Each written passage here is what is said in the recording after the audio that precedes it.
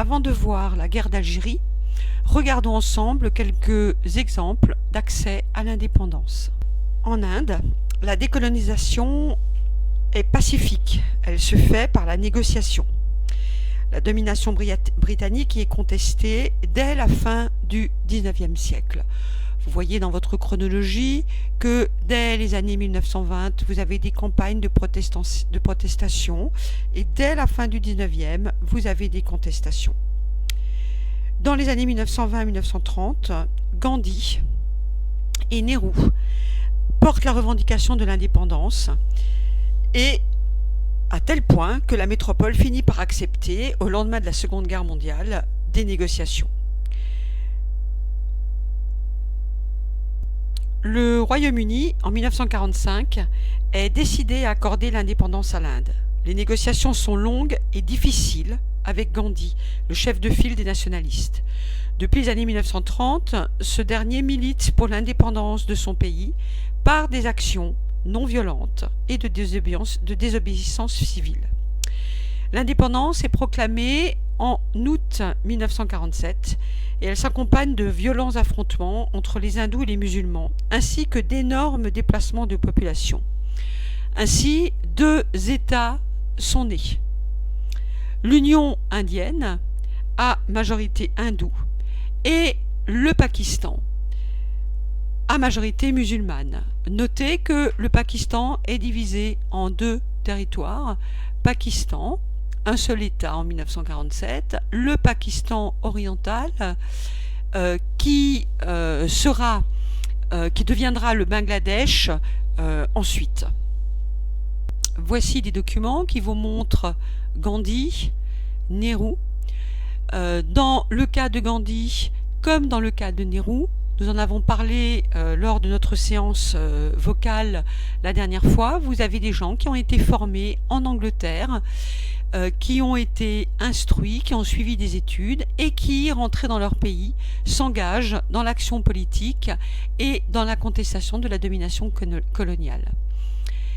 Vous avez ici une photographie qui représente les négociations d'indépendance en 1947 avec la présence des Anglais, en particulier Lord Mountbatten, mais également la présence de Nehru que vous avez ici.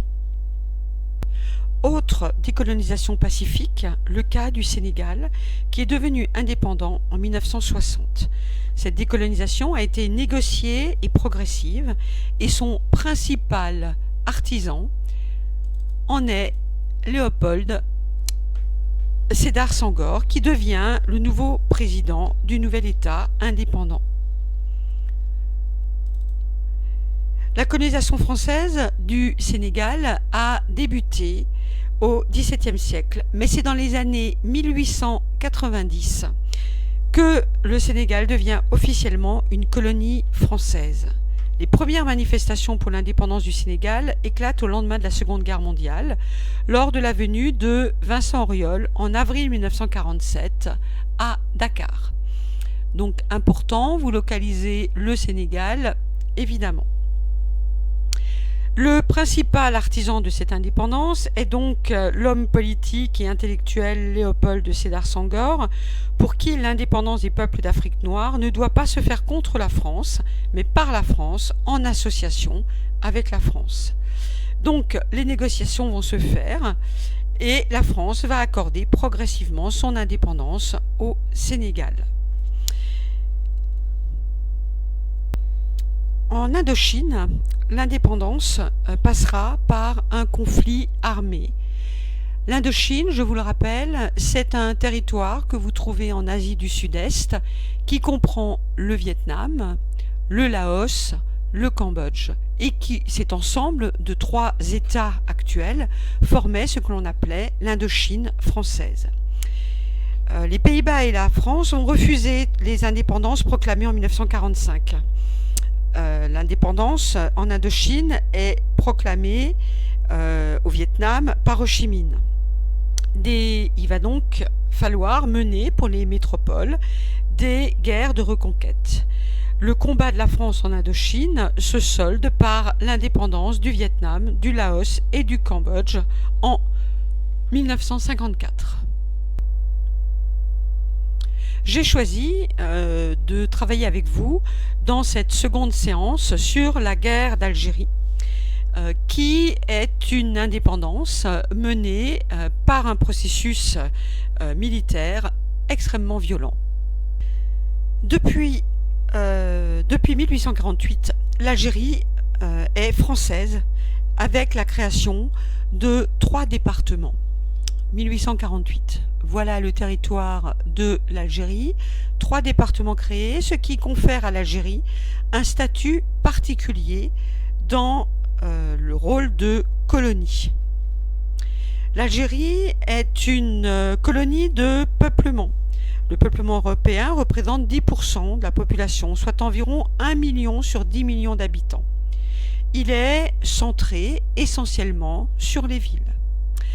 L'Algérie est donc intégrée au territoire national français, puisqu'il y a des départements qui sont des limites administratives françaises. Elle fait donc partie du territoire français, puisqu'elle a un statut de département. Le FLN réclame l'indépendance de l'Algérie. Devant le refus de la France, en 1954, le FLN déclenche une insurrection. La métropole réagit en envoyant l'armée. C'est le début d'une guerre de décolonisation, une guerre qui débute en novembre 1954. Elle dure jusqu'en 1958. Elle est longue et terrible.